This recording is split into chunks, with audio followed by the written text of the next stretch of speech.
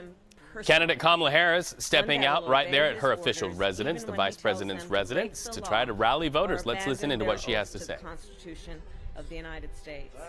In just the past week, Donald Trump has repeatedly called his fellow Americans.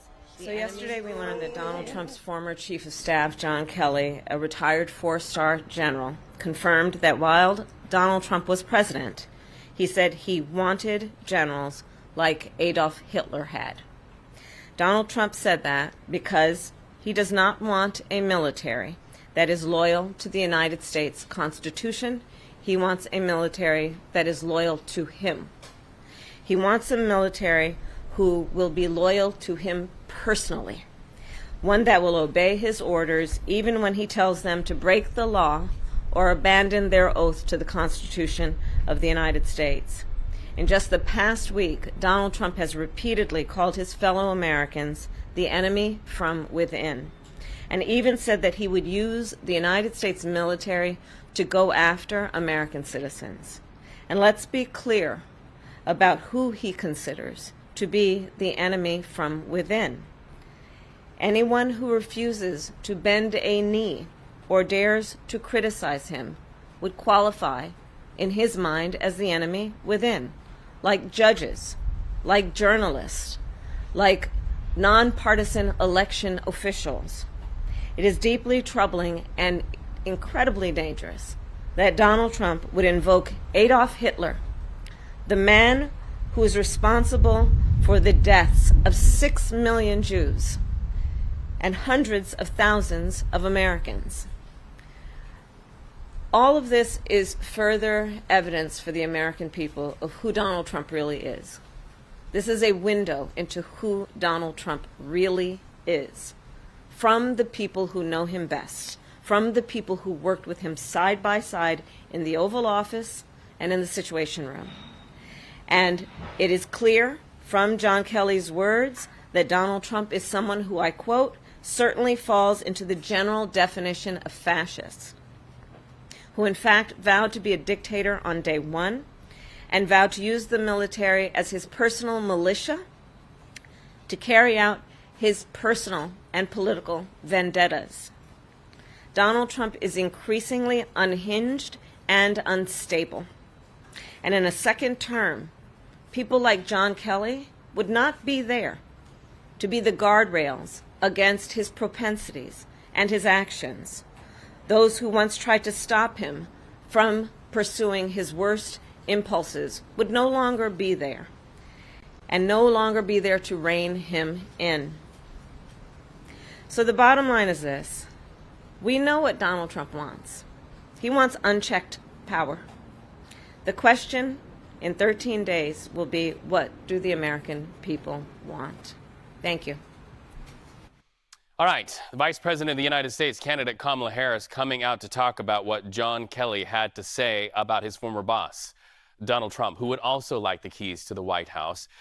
We have an opportunity to get some reaction. CBS News campaign reporter Nidia Cavazos with Team Harris. Nidia, VP Harris just finished giving those remarks. Is this what we would call an October surprise? It's hard to say if this is going to be the October surprise that we've long been anticipating and talking about, but we know that Harris on the campaign trail has long been referencing comments that former people who have worked with Trump before have said on his behavior, on what it was like to work under a Trump administration.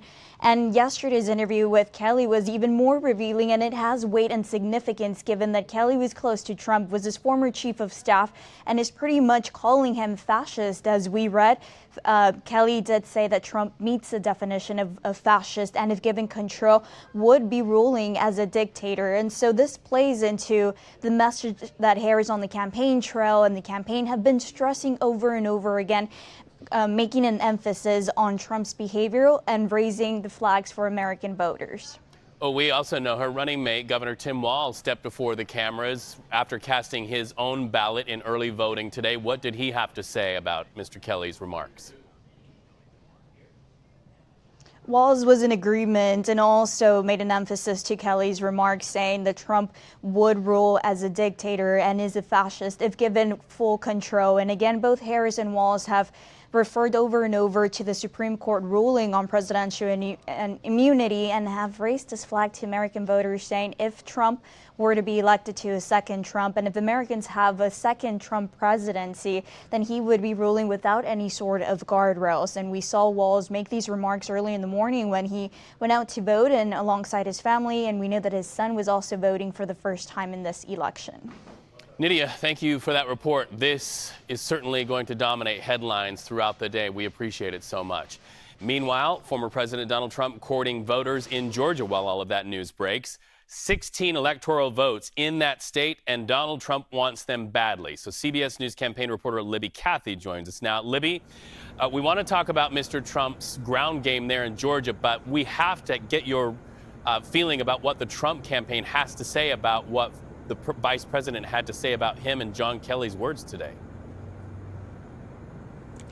Yes, Reed, I'm sure they'll have more reaction now that the vice president has just addressed that. But so far, the Trump campaign is calling John Kelly's accounts debunked, saying that he has, quote, beclowned himself. However, John Kelly, obviously a very credible source, many people say. John Kelly, a decorated Marine, Trump's longest serving chief of staff. And as Nidia just outlined for us, telling the New York Times that Trump fits the definition of a fascist and would govern like a fascist in his second term, would govern like a dictator, John Kelly said.